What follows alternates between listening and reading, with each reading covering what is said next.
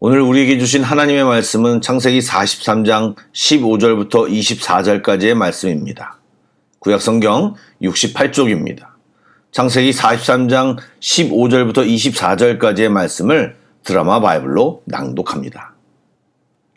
그 형제들이 예물을 마련하고 갑절의 돈을 자기들의 손에 가지고 베냐민을 데리고 애굽에 내려가서 요셉 앞에 서니라. 요셉은 베냐민이 그들과 함께 있음을 보고 자기의 청지기에게 이르되, 이 사람들을 집으로 인도해 드리고 짐승을 잡고 준비하라. 이 사람들이 정오에 나와 함께 먹을 것이니라. 청지기가 요셉의 명대로 하여 그 사람들을 요셉의 집으로 인도하니 그 사람들이 요셉의 집으로 인도되매 두려워하여 이르되, 전번에 우리 자루에 들어있던 돈의 일로 우리가 끌려드는도다.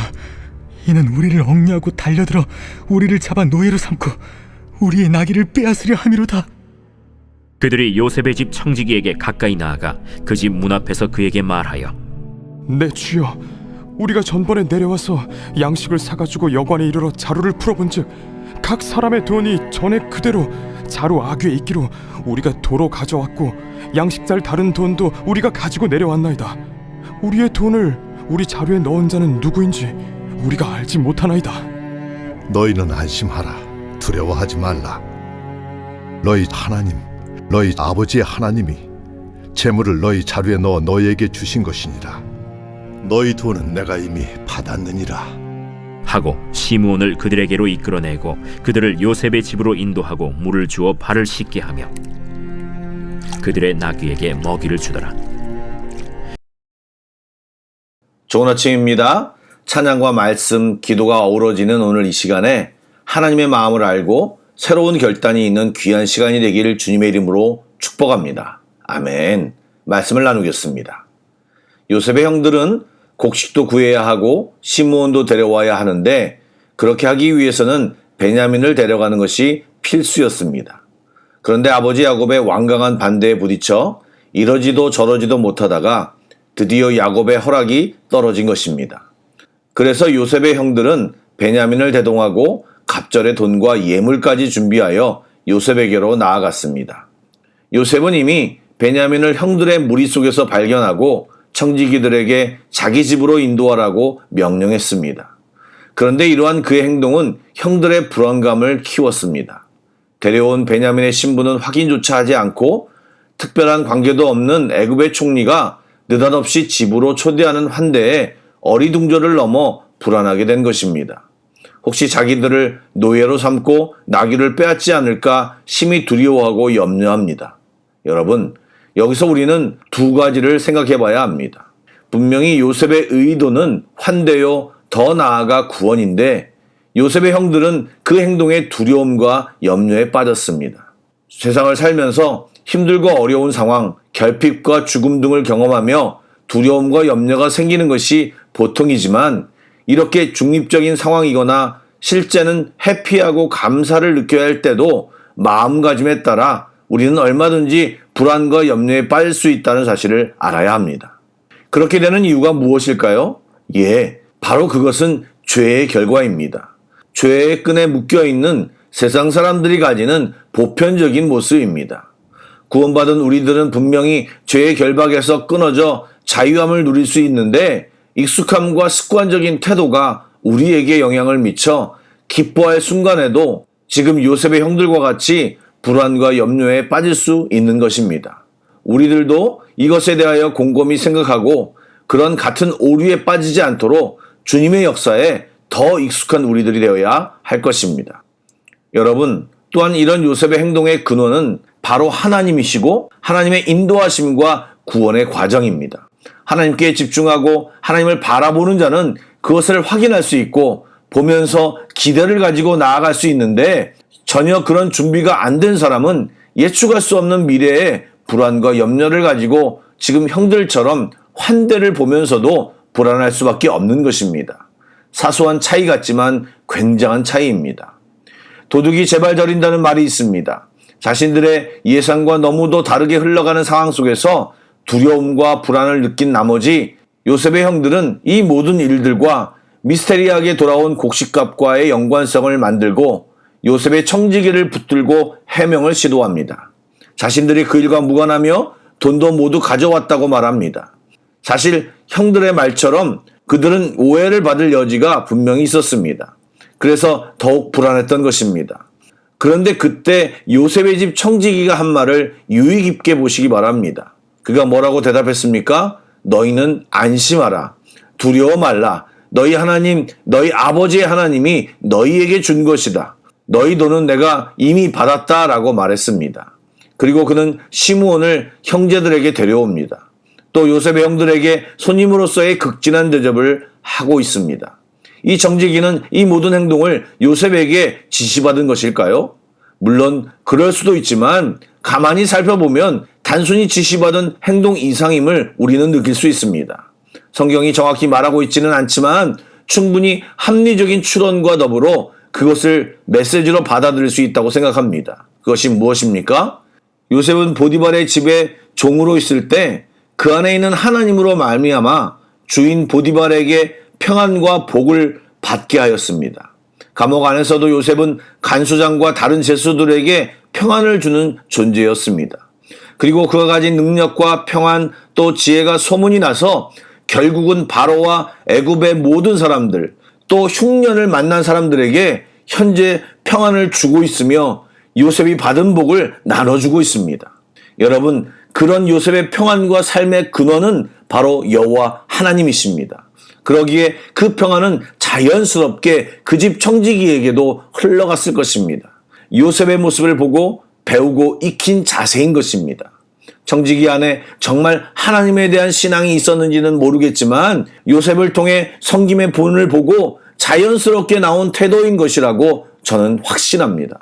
그렇지 않다면 그런 확신 있는 말과 섬김의 태도를 보일 수 없기 때문입니다. 사랑하는 여러분, 우리의 말과 행동은 어떻습니까?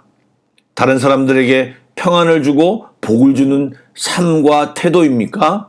아니면 그 반대이거나 아무런 관심이 없습니까? 섬김은 바로 예수님의 모습이었습니다. 배려하고 섬기고 복을 전하고 남들에게 본이 되는 삶, 그것이 전도와 선교의 기초가 되는 것입니다. 사랑하는 여러분, 하나님은 우리 모두를 항상 좋은 곳으로 인도하실 것입니다. 그 인도하심에 대한 신뢰와 기대를 우리는 가져야 합니다.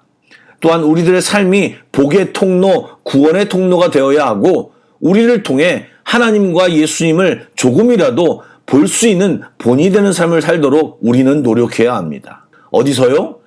교회 안에서는 물론 삶의 구석구석에서 그런 삶을 살고 보여주어야 할 것입니다. 이 하루도 하나님을 향한 신뢰와 기대가 풍성하며 다른 사람에게 선한 영향력을 끼치는 우리 모두가 되기를 주님의 이름으로 축복합니다. 아멘. 기도하겠습니다. 선하신 주님, 오늘도 우리를 푸른 초장으로 인도하여 주실 것을 믿습니다. 원수의 목전에서 밥상을 차려주시고 사망의 음침한 골짜기에서도 우리를 능히 구해내실 줄을 믿습니다. 주님을 온전히 신뢰하는 믿음 주시고 우리의 삶과 태도를 고쳐 주님 안에 늘 거하며 세상 사람들에게 좋은 본이 되기를 소망합니다. 성령님, 우리 한 사람 한 사람을 인도하여 주시고 깨우쳐 알게 하시며 행하게 하여 주시옵소서. 살아계신 예수님의 이름으로 기도드립니다. 아멘. 계속해서 찬양 한 곡을 묵상하시고 합심기도와 개인기도로 나아가겠습니다.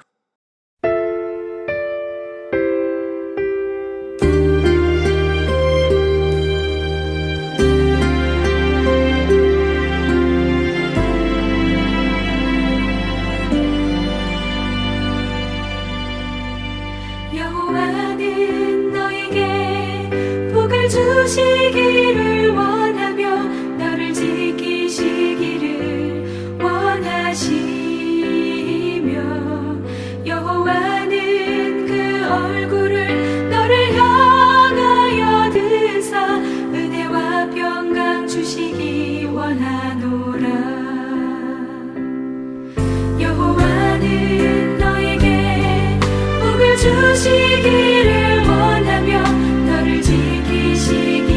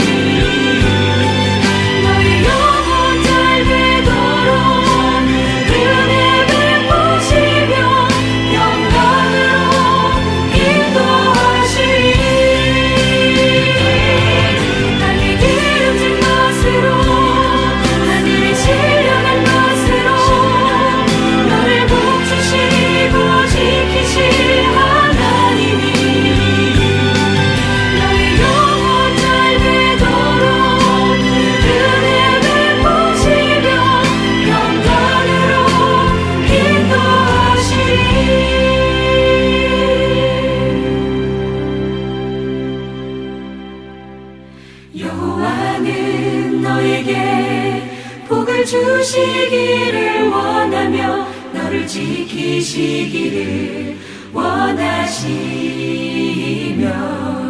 여호와는 그 얼굴을 너를 향하여 드사 은혜와 평강 주시기 원하노라.